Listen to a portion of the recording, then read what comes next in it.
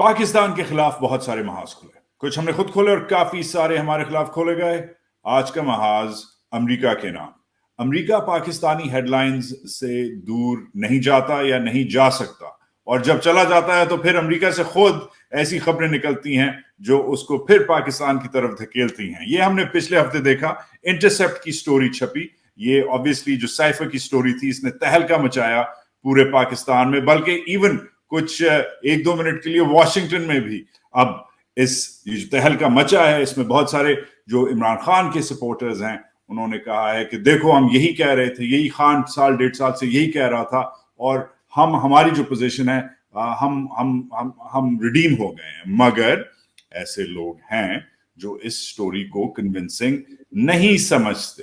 अब जो लोग समझते हैं वो तारीख को साइड करते हैं, वो कहते हैं भाई अमेरिका ने तो खाली पाकिस्तान में नहीं, अमेरिका ने ईरान में, इंडोनेशिया में, चिले में और बहुत सारे मुल्कों में रेजिम चेंजेस की हैं।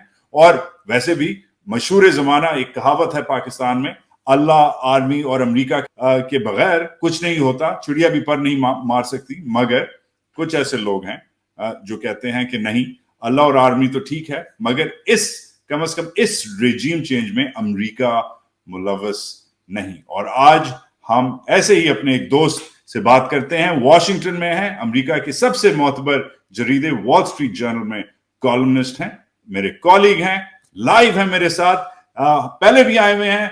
उर्दू में नहीं बात करेंगे, तर्जुमा मैं करूंगा जब ये बात करेंगे अंग्रेजी में। हालांकि इनकी जो भाषा है बिल्कुल ठीक ठाक है, मगर फिर भी हम कोशिश करेंगे कि इनसे थोड़ी सी हम उर्दू हिंदी में बात करवाएं। सदानंद धूमे, हाय, how you doing?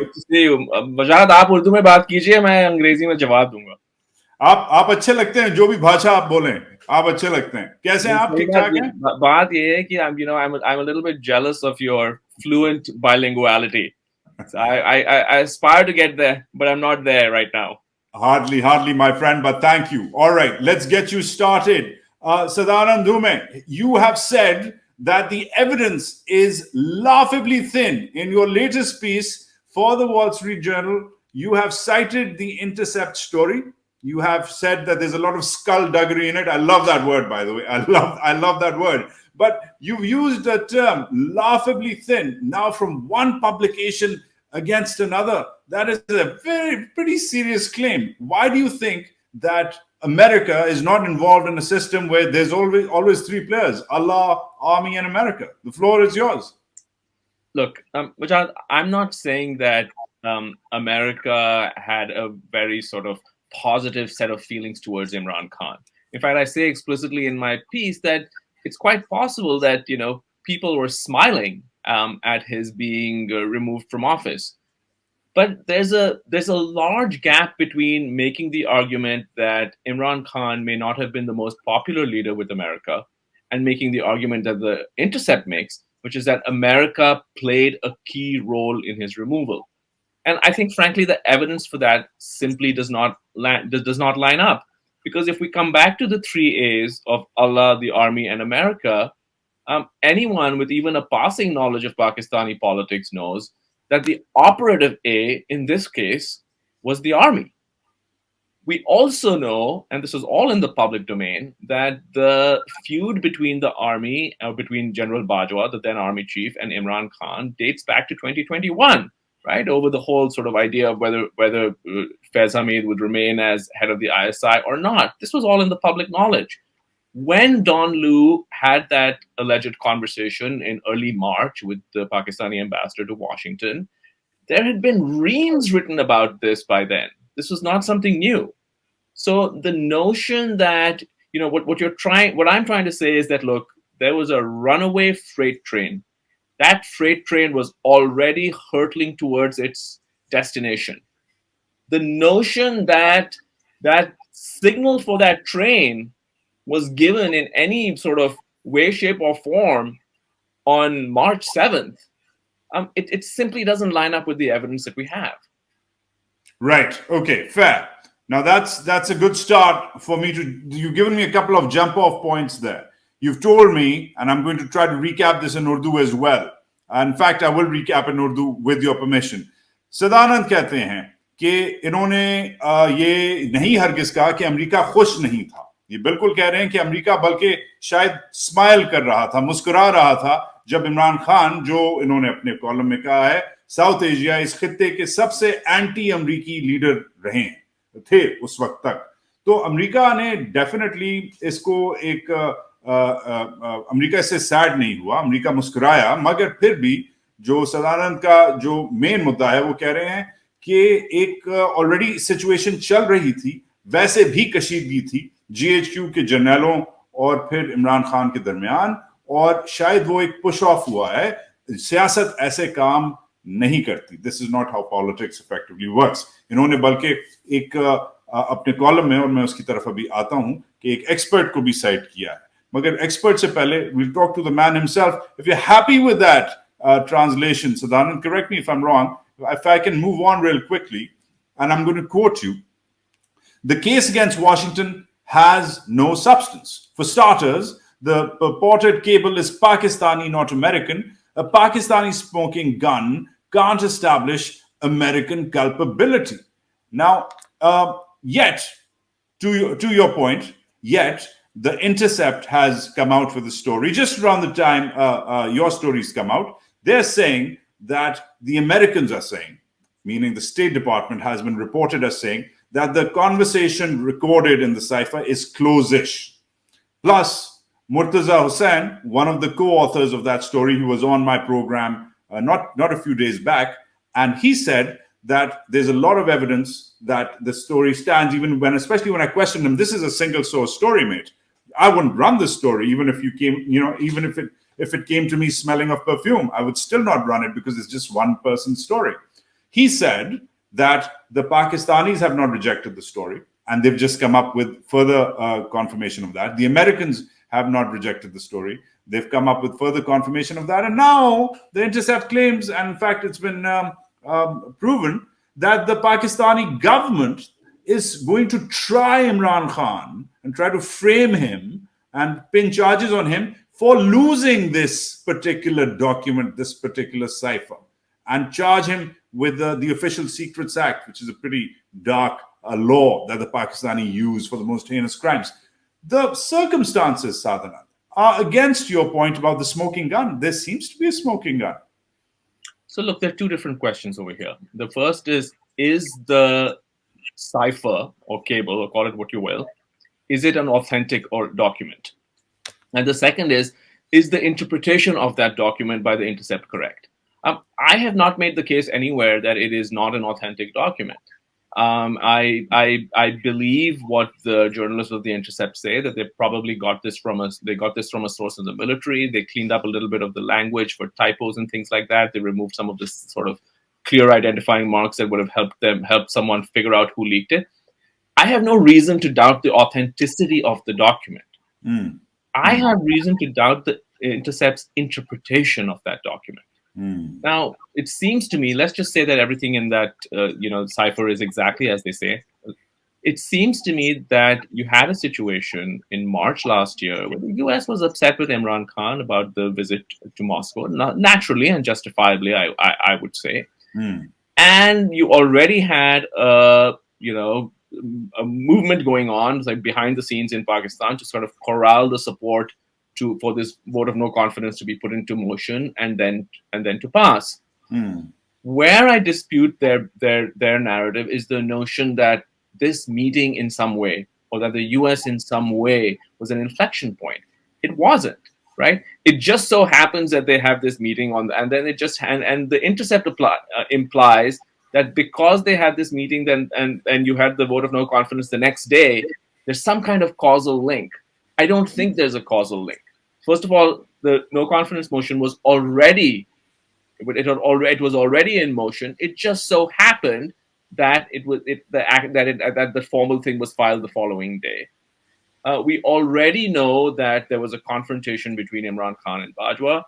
If you are charitable to Imran Khan, you could sort of say that, this was Bajwa pursuing his own ambitions and so on. If you're charitable to the other side, you could say that, well, it's because Bajwa had determined that Imran Khan's foreign and economic policies were not beneficial to Pakistan. I'm not taking a position on that. I'm just saying that the train had already left the station. The army chief had decided that Imran Khan had to go. He was putting the pieces in place. He had put the pieces in place. At that moment, there is a meeting that happens with a fairly senior official. But I mean, really, think about it. Put yourself in America's shoes for a moment. If they are planning regime change in Pakistan, is this how you do it? You send the assistant secretary to meet the ambassador of Pakistan. And I mean, the whole thing is ridiculous, right? So I mentioned the fact that there has been regime change that has been sort of initiated by the US in the past. But go and read the sort of history of Indonesia or the history of Chile. These are both countries I lived in. Or go back and read about Iran and Mossadegh. Even when there are regime change operations, and I'm not saying they don't exist in history, this is not how they operate. So what the Intercept has essentially done is that they've taken a series of coincidences, innocent coincidences, and they've draped something approaching, I don't want to call it a conspiracy theory, but they've draped something approaching a conspiracy theory on these coincidences. And anyone, it's not just sort of me, anyone who's sort of been following this stuff, like if you and I had a conversation in February 2022, we would both have agreed that, look, something is afoot, and General Bajwa has fallen out with Imran Khan, and he's trying to outmaneuver him. We all knew that. Now, are you telling me that the people who voted for that vote of no confidence motion in April of 2022, they did it because America says signal aaya tha? I mean, do you buy that? Does anyone who follows Pakistani politics buy that? Okay, I'm going to try to recap that in Urdu. कहते हैं सदानंद कहते हैं and by the way इधर इनकी मुद्दे में जान है, दम है. कहते हैं कि इंटरसेप्ट ने अलग अलग पीसेस, मूविंग पार्ट्स लेके एक जो है एक थ्योरी बनाई है. कंस्पिरेसी थ्योरी नहीं कहेंगे, मगर जो सवाल पूछते हैं, और खुद ये चिले में और इंडोनेशिया में रहे हुए हैं जिधर रेजिम चेंजेस हुए हैं, कि तारीख पढ़ें कि अमेरिका क्या ऐसे रेजिम चेंज करेगा कि कुछ ही दिन पहले वोट ऑफ नो कॉन्फिडेंस से दिनों पहले अपना डेप्यूटी सेक्रेटरी ऑफ स्टेट भेजेगा, वो भी पाकिस्तान के सफारत के सफीर को, कि भाई हम चाह रहे हैं कि, स्पेशली जब ये सब चीजें ऑन द रिकॉर्ड होती हैं, सबको पता होता है कि ये चीजें जो हैं ये इस मीटिंग का कि मिनट्स बनेंगे, उस मिनट्स के साइफर बनेगा, वो साइफर डिप्लोमेटिक चैनल से prime minister house foreign office जाएगा. क्या ऐसे अमेरिका ने डेफिनेटली की हैं हरकतें, कि अमेरिका ऐसे हरकतें करता है? प्लस ऑलरेडी पता था, उस महीने से पहले ही पता चल गया था, उन दिनों में पता चल गया था कि दाल में कुछ काला है. जीएचक्यू और प्राइम मिनिस्टर हाउस के दरमियान मसले पड़ रहे हैं. शायद अमेरिका बीच में पड़ा एज टू वे इन, मगर ये गलत होगा कहना, अकॉर्डिंग टू सदानंद, कि ये पूरी एक अमेरिकन मूव थी. मगर इधर मैं आपसे एक सवाल पूछूंगा, एंड मैं उर्दू में पूछूंगा, आप अंग्रेजी में जवाब दें, ठीक है? एक बहुत मशहूर किस्सा है, और ये इसलिए उर्दू में बताना जरूरी है.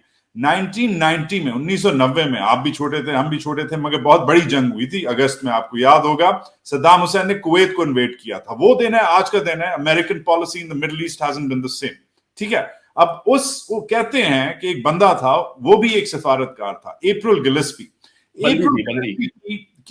की मीटिंग हुई थी कुछ महीनों पहले सद्दाम हुसैन से, और सद्दाम हुसैन ने उससे पूछा था कि बॉस, मुझे यह बताओ कि अगर थियोरेटिकली, हाइपोथेसिस में बात हुई थी कि अगर इराक कुवैत पे अटैक कर दे तो तुम लोगों को कोई मसला तो नहीं होगा, मतलब अमेरिका को मसला तो नहीं होगा? और अप्रैल गिलेस्पी ने कहा था कि हमें तुम लोगों के अरब वर्सेस अरब मसलों से कोई मसला नहीं. अच्छा, ये this does not mean anything, but it was not taken as a explicit rejection of Iraq's plans. And there's a lot of literature out there जो कहता है, जो prove करता है कि this is exactly what happened. What happened effectively was that Saddam took that as a yay and went on and did what he did in Kuwait. Do you think, Sadanand, that something like that happened in this case? That the Pakistani brass, the generals, including, of course, Bajwa, sort of saw this and said, yeah, this looks like a green light. Let's just go ahead with plan B, which is get rid of Imran. I have a two-part answer to that. It's a very good question. It's a valid question. Look, it's clear that there was no red light from America, right? It's not as though the Americans are saying, no, no, no, no, no, Imran Khan is the voice of democracy and the voice of the people, and no matter what Imran Khan needs to say. No one's saying that. I'm not making that argument, right? The question really is this.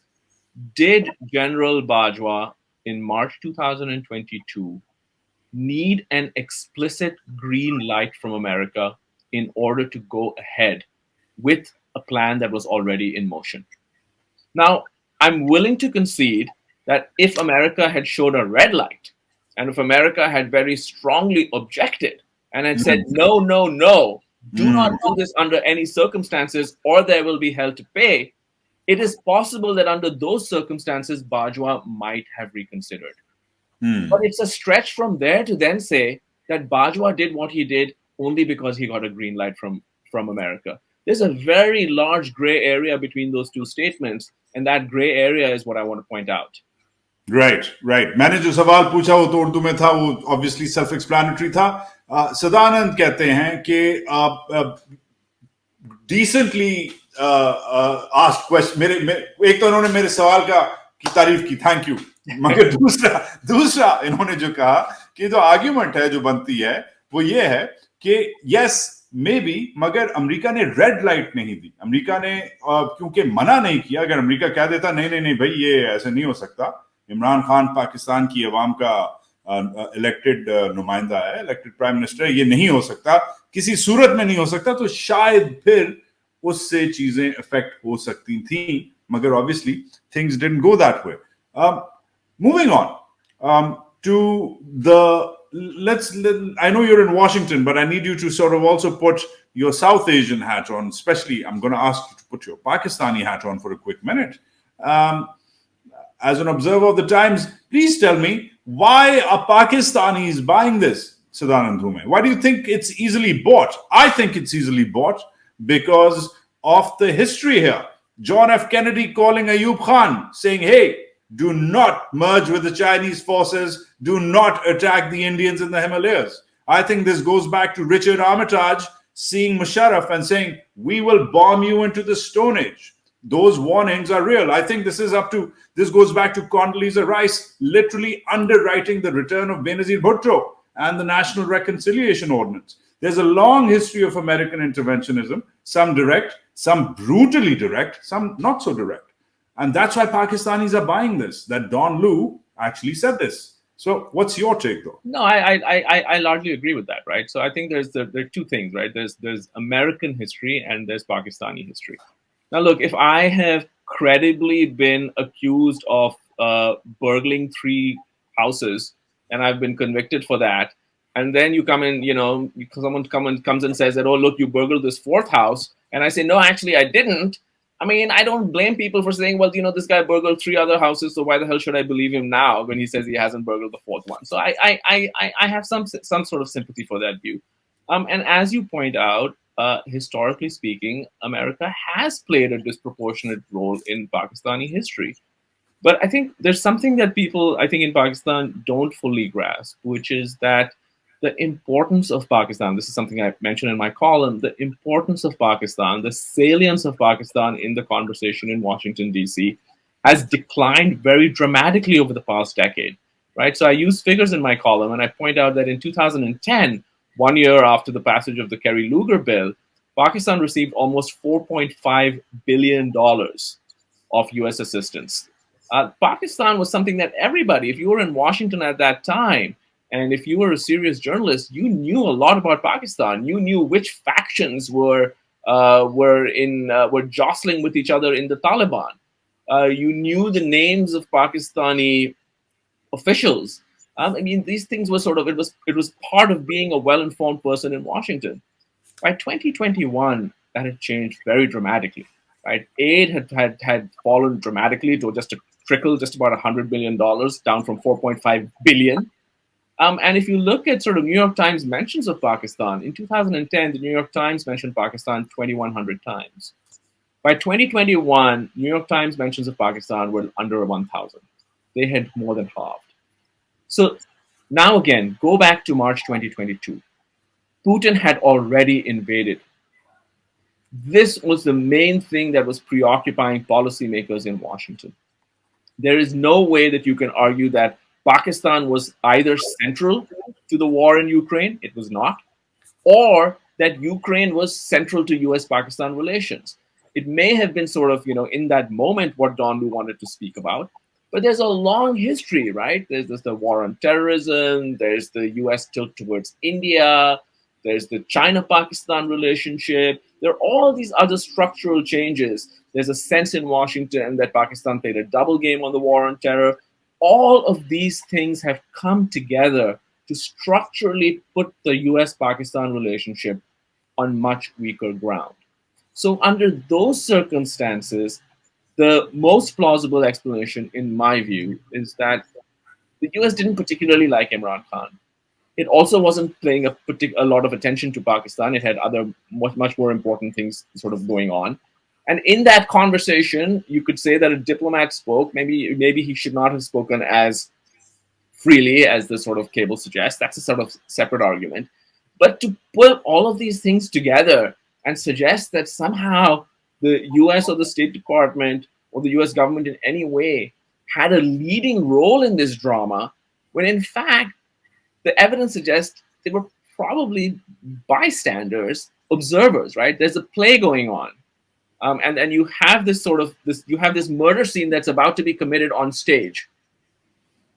And the Intercept would have you believe that America is there in the wings, the director, directing the person like they can, now here's the knife goes down. And it makes a great story. And we like great stories. And I understand why Pakistanis want to believe it. Imran Khan told them this for more than a year. And people want to believe it. It's a good story. It adds up. But if you look at it dispassionately for a few minutes, then it falls apart. Wow. Okay. So, going to recap that. Sadanand कहते हैं कि कहानी तो अच्छी है और obviously पाकिस्तानियों के पास अच्छे रीजंस हैं इस कहानी को बिलीव करने के लिए. तारीखी तौर पे अमेरिका ने डेफिनेटली पाकिस्तान में इंटरवेंशनिज्म किया हुआ है. डायरेक्ट या इनडायरेक्ट इंटरफेरेंस हुई है. अयूब खान के जमाने से लेकर मुशर्रफ के जमाने तक फोन आए हुए हैं, लोग आए हुए हैं, धमकियां दी हुई हैं. मगर उनकी बात है, उन्होंने फॉरेन पॉलिसी, अमेरिकी फॉरेन पॉलिसी को चोरी चकारी से कंपेयर किया. उन्होंने कहा कि अगर मैं 3 घर लूटे में है मैंने, तो मुश्किल होगा मेरे लिए कि मुझे जब पुलिस पकड़े कि मैं बताऊं कि चौथा घर नहीं लूटा मैंने. मगर कह रहे हैं कि सीन इस बार अलग हो गया है. पाकिस्तान की अहमियत, पाकिस्तान की इंपॉर्टेंस वॉशिंगटन में कम हो गई है. इमदाद पाकिस्तान के लिए कम हो गई है. वक्त पाकिस्तान को जितना अमेरिकी मीडिया देता है, अमेरिकी प्रेस देता है, वो कम हो गया है. और इसीलिए इनका जो मौकिफ है वो ये कहते हैं कि ओवरऑल ऑन द ग्राउंड बहुत सारी स्ट्रक्चरल चीजें, पाकिस्तान का दोगला गेम अफगानिस्तान में, पाकिस्तान और इंडिया के दरमियान जो पैरिटी थी वो खत्म हो गई है. All eyes are on India. Pakistan और चाइना का जो बिहेवियर है और उनकी जो रिलेशनशिप है, ये सब जो चीजें हैं उससे नजर आता है कि पाकिस्तान के लिए वॉशिंगटन में पिछले साल और इवन इस साल अभी भी वक्त, अहमियत, पैसा, इमदाद वगैरह, तवज्जो कम है. और इसलिए ये कहते हैं कि लगता नहीं है कि पिछले साल ऐसे वक्त में जब पूरी दुनिया और स्पेशली वॉशिंगटन की सब तवज्जो रशिया, यूक्रेन वगैरह पे थी, उस वक्त के पाकिस्तान में क्यों ऐसा गेम खेलते. I hope that was a reasonable enough summary of your point. But moving on to your current address, let's talk about Washington. And I'm going to let you go after this. The tacit approval argument continues, especially in my old beat of Rawalpindi, General Headquarters, the home of the Pakistani military, where less is more. The less the Americans say, the less the sounds the Americans make. And this is coming from the highest levels of the Pakistani military.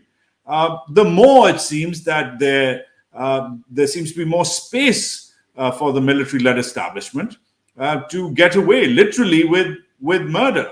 The silence, frankly, has been deafening. I mean, the Americans have said more about other countries facing similar circumstances than the Pakistanis. Why is Washington so silent, Sadanand? And why doesn't why don't the powers that be in Washington see the license their silence is giving to the Pakistani military to do its thing? So, which I get a lot of this from PTI supporters on Twitter or X or whatever you want to call it this week. And I partly understand that, right? I can see why people are concerned that the U.S. has been pretty much silent, right? Like when I mean the official U.S. line is that this is an internal affair. We're not going to interfere. So I understand why people sort of are upset about that. But what I can't understand is why they find it surprising. Why the question sort of boils down to this: why would the U.S. go out of its way to be supportive of a politician who is widely viewed in Washington as having been quite hostile to American foreign policy? Now, that's not the same as the intercept point, right? Which is that the U.S. deposed him. That's not my point. My point is that why would you expect the U.S. to go out of its way to help Imran Khan? What's the reason for that? What would be your answer to that? I think that's a reasonable ask. But it's not just about Imran Khan. My answer to that would be that at this point, the anti-Khan Operation Anti-Imran Khan, Operation Get Rid of Imran Khan, has become larger than its original ambit. What you are seeing is that the crackdown against Imran has become a crackdown against thousands of his party workers, which has spilt over into a crackdown against Pakistani civil society, free thinking, free media. People not associated necessarily directly with that party are dead. I've lost colleagues.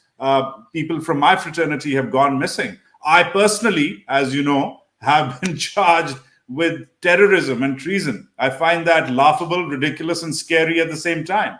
So this is not about Imran Khan at this point, Sadanand. This is about Americans who have been picked up for lack of evidence and not tried, including people like Khadija Shah. And yet, the Honorable State Department is eerily quiet. And that is something which goes to, I hope it answers your question, that this ain't about Khan. This is about a lot more people, including American citizens. See, what it comes down to, right? What we're talking about is two things. We're talking about the decline of Pakistani democracy. And we're talking also about the end of the American project to bolster liberal democracy in Pakistan. I would argue that the decline of Pakistani democracy, it began before these current sort of thing. I don't know how you view the sort of the Imran Khan period, but I view that period as a period of democratic decline. I'm not denying that he was popular, but the kinds of things that we're talking about, right? Journalists being picked up or being exiled from the country. The whole idea, right? When I grew up, and even when I was in sort of early on in my career, the best Pakistani writing, the best Pakistani media was by Pakistanis in Pakistan. But it has been several years now where some of the best writing and thinking and speaking on Pakistan is being done by Pakistanis outside of Pakistan. That's certainly true today. Your show is a very good example of that. But it was also true, Wajah, during the Imran Khan era, right? You had journalists being bullied and browbeaten. That was happening then. You had opposition leaders spending time in jail. That was happening then. I left in the Imran Khan era, for the record. I left during that era, not after his era. You had people being disappeared. So I think that's kind of, a lot of this had already set in. So what you have the decline of Pakistani democracy, which is sad. That's something that had already set in. From a U.S. perspective now, if I have to sort of put this very bluntly, there are no good choices. There are only bad choices, or there are bad. So on the one hand, you have a military regime that has clearly rolled back the clock on democratic progress. There's no question about it, right? Not only in terms of treatment of journalists. You made a great video the other day about that. In every way, right? That ridiculous video that the Pakistan Cricket Board put out.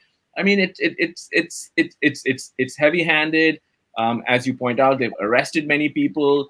You can't even mention Imran Khan's name on television. I think all this shows that there's sort of The military is ascendant and democracy is in extreme retreat in Pakistan. But the other side of that equation, from a US perspective, is that the leader of, shall we say, the anti-army chief forces in this case, is someone who has pinned the blame on the US for his for his ouster incorrectly, in my view, and has a long history of saying and doing things. Right? I mean, this is the guy who called Osama bin Laden a martyr on the floor of Parliament. This is the guy who hailed the Taliban's capture of Kabul. Why should an American diplomat, when there's so much going on in the world, go out of their way to antagonize the army, who may not be good guys, but who are willing to play ball, who are not who are not making these sweeping anti-American statements, who are willing to behind the scenes cooperate?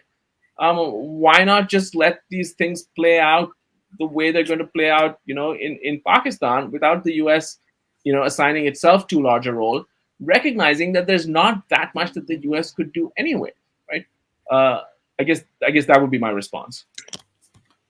I buy it. I like it. In fact, I like it. It's thoroughly realistic. Sadanand कहते हैं, जब मैंने पूछा इनसे पिछला सवाल, तो इन्होंने कहा कि व्हाट्स द बिग डील, लोग सरप्राइज्ड क्यों हैं कि अमेरिका ने, चलें मान लेते हैं कि अमेरिका ने मदद नहीं की, क्यों नहीं की, इमरान खान की मदद अमेरिका क्यों करे? इन्होंने फिर मुझसे पूछा, मैंने कहा कि भाई ये मसला अब इमरान खान का नहीं है, मसला बड़ा हो गया है, मसले में बहुत सारे हजारों पाकिस्तानी इन्वॉल्व हैं जो इस वक्त जेल में सड़ रहे हैं बगैर किसी ट्रायल के। अरशद शरीफ को शहीद कर दिया गया है, पाकिस्तानी जर्नलिस्ट इस वक्त इमरान खान का नाम टीवी पे नहीं ले सकते। हर किस्म की सिविल लिबर्टी जो है उस पे नई लेजिस्लेशन चली है, नए लॉज बन गए हैं। इस पे the issue is not about Imran, the issue is about the rest of us. ये मेरा इनको जवाबी फायर था, मगर इसका भी इन्होंने अच्छा जवाब दिया। आई थिंक एक तो उन्होंने कहा कि एक तो पाकिस्तान में इस वक्त अमेरिका के पास कोई गुड चॉइसेस नहीं है। एक तरफ ठीक है, एक तरफ फौज है which is definitely not a good choice, मगर दूसरी तरफ एक ऐसा बंदा था या है जो हर चीज अमेरिका पे ब्लेम कर रहा था, जिसने उसामा बिन लादेन का नाम लिया पार्लियामेंट में खड़े होकर, उसे इस्लाम का शहीद कहा, जिसने अगले दिन जब अमेरिकी हार गए अफगानिस्तान से, उन्होंने कहा, ताना लगाया कि जो तालिबान है उन्होंने जंजीर तोड़ दी है गुलामी की वगैरह वगैरह। वही तालिबान बाय द वे जो आज पाकिस्तान में जो दहशतगर्दी हो रही है उसको सपोर्ट करते हैं, उसको हाउस करते हैं। मगर ओवरऑल जो मुद्दा था इनका कि एक तो पाकिस्तान की जो डेमोक्रेसी है, जो डेमोक्रेटिक प्रोजेक्ट है, वो डिक्लाइन कर गया, मगर इवन जो अमेरिका का जो डेमोक्रेटिक प्रोजेक्ट था पाकिस्तान को शायद संभालने में, वो भी, उसमें भी लोग अनइंटरेस्टेड हैं, क्योंकि दुनिया में और इतनी चीजें हो रही हैं कि क्यों अपना वक्त अमेरिका इस वक्त पाकिस्तान में लगाए। ये सवाल पूछा सदानंद ने इनके पीस में, वॉल स्ट्रीट जर्नल में इनका पीस है। One thing. This is actually part of a larger debate, right, about America and democracy in the Muslim world. And what's happening in Pakistan, you should sort of look at it as a piece. There's a debate about what happened in Egypt. There's a debate about what's going on in Tunisia. And the question sort of, Shadi Hamid wrote a very interesting book about this. And he says that one of the issues is that the US has traditionally supported democracy. But by democracy, the US has meant liberal democracy. The problem is that among many of the publics in these countries, and I would include Pakistan in that list, even though his book doesn't talk about Pakistan, his book is focused on the Middle East. This is Shadi's book. Shadi's book. The basic issue is that, in my view, most Pakistanis, or a large, Imran Khan is a very popular politician, right? So I don't buy this nonsense that comes from the opposition side that it's all rigged and he has no real support. He obviously has real support, right? I mean, let's just be. He's a popular figure, right? But he is also a deeply illiberal figure. It's not that this is a guy who stands for checks and balances, right? This is not a guy who wanted a free press that was criticizing him. This is not a guy who wanted an effective parliament. This is not a guy who wanted courts that checked his power. He's not a believer in liberal democracy. He wanted his way to prevail. So do the guys who are there now. Now, under these circumstances, when nobody is for liberal democracy, I think what's happened is that the US has just scaled back its ambition. and it is willing to just be. There was always pragmatism. It's not as though anything was always driven mostly by idealism. There was always a great deal of pragmatism. But I think in that 2009 2010 period, we had this a different way of looking at Pakistan, where the US thought it could fix everything. You could have civilian supremacy over the army. You could have a free press. You could have a democratic institution strengthening. You could still have cooperation on the war on terror. And it's like the US had a wish list, and these are all the things. And there was a kind of confidence that if you tossed enough money at this, you could achieve all of those things in Pakistan. I think in 2023, people have much more modest ambitions, much more realistic ambitions, and they realize that they're not going to be able to solve all the problems of Pakistan from Washington. And I think the approach is just much more, small scale and pragmatic, which is that, look, these are the guys in power, and we have to work with the guys who are in power. तर्जुमा, and I agree.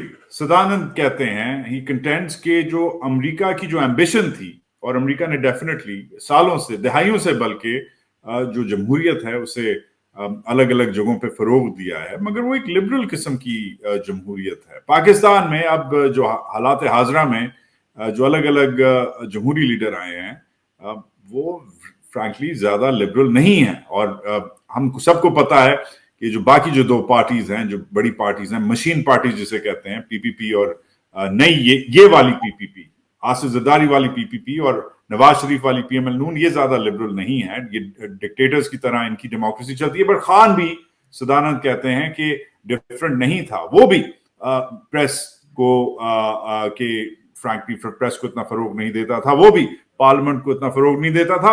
इनकी एक illiberal Democrats थे, मगर ये illiberal Democrats थे 2009-10 के बाद, specially Benazir Bhutto की शहादत के बाद. वो जो एक प्रोजेक्ट जो था कि पाकिस्तान को सही करना है, हर तरीके से सही करना है, फलाने बंदे को इधर लगाना है, फलाने बंदे को उधर लगाना है, वो इंटरेस्ट, वो बैंडविड्थ, वो तवज्जो, वो पैशन शायद वाशिंगटन में पाकिस्तान के लिए अब खत्म हो गया है. और इसी के साथ हमारा वक्त भी खत्म होता है. Sadanand Dhume, thank you. At Dhume पे आप ट्विटर पे होते हैं, वॉल स्ट्रीट जर्नल के लिए जबरदस्त कॉलम लिखते हैं, नई एक किताब लिख रहे हैं. Tell us about your upcoming book. Can you talk about it or not? Yeah, sure. It's a book about how India has changed over the last 10 years and what to expect going forward.